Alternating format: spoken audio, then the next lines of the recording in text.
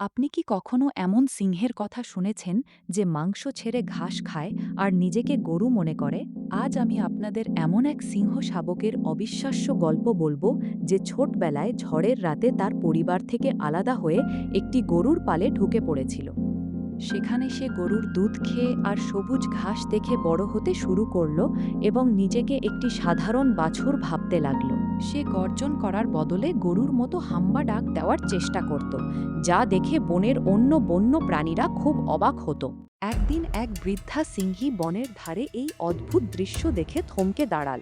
সে ছিল ওই শাবকের আসল মা, যে তাকে অনেক দিন ধরে খুঁজছিল।